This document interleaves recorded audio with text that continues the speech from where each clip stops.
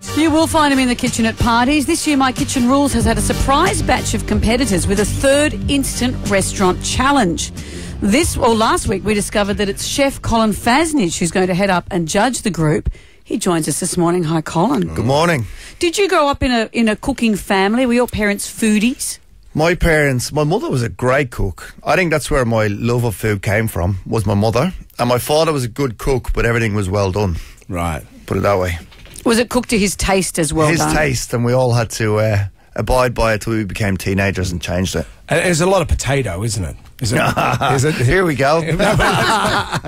So when you go back to cook for your family now, does your dad ever accept that it's not going to be burnt to the wazoo? He does, but he's more upset about all the washing up because we're chefs. So usually we got people who run around after us. So when we cook, the house gets destroyed. You see? Yeah. When you now go into a restaurant, has your food fame made it better or worse? I bet you get great service and great food, but the tension must be palpable around you. Oh, I think chefs are good customers because we don't eat as good as you do. You know what I mean? Because we work and we taste. Chefs don't have a good diet. So when we go out, we're just happy to go out. You know what I mean? We're happy to get someone to serve us. I think chefs are really good customers. And socially good, your friends must be terrified. No, most of my friends are chefs anyway. Oh, are they? Oh, okay. So that makes it easier. It seems now everyone's a TV chef, and you said that you did want to be a TV chef. Yeah. Now you're a TV chef. Is there a chef that's not on TV? Right, I'll put it this way, right? I don't want to be a TV chef. I work in the four-in-hand at night time. Mm-hmm. And so all this is filmed last year, and I still work in my kitchen while we're filming. And I consider a TV chef someone who's never been a chef and now is on television telling Australia how to cook, which really irks me.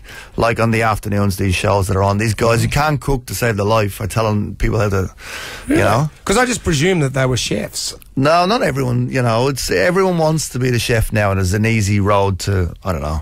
When I was growing up, a chef was frowned upon. It was a horrible job. Well, they're new rock stars. Yeah. They are, apparently, now. But, I mean, when I grew up, when I said in school I wanted to be a chef, they were like, go to the back and don't talk to us for 5 years. Because it was all, you were going to be an accountant or computers or whatever. And now I go back, they're all like, oh, you're doing well, aren't you? In the first few series, you were sort of almost like the scary guy that came in. Yeah. And now you've softened a little bit. And I am actually quite nice, you know. Well, that's in your real life, you're probably a very nice guy. Probably. I asked around, they said probably. Probably, you've been told to my wife. So did you have to fake the nasty? I think the first year, as well, it's a bit of a learning curve, this show, and it's so big. They say to you, right, go in and just be harsh or be honest. So I was quite honest, and then I watched it the first year and I was like, oh my God, I was a bit too honest. So now I've sort of curtailed my honesty, and I think the first year was Comeback Kitchen. What was last year? The Truck. Mm-hmm. They gave you a bit more, and you get to see a bit more of who you are, and you're just not locked in the studio. And I think I had a laugh this year. I enjoyed it. Like, I actually, when you're sitting in the house with them and you see them, there's tears. Sometimes there's tears, and you're like, you know, it's all right, guys. We're not saving the world, you know. Well, why do they muck it up so much, though? Well, when they're in the instant restaurants and they're just making food and they just muck it up, is it the pressure? I think it's, you know, if you two are cooking, it's only two of you at home, and then suddenly there's how many, 10, 12 people sitting in your house. It's a different ball game. It starts to get like a proper kitchen.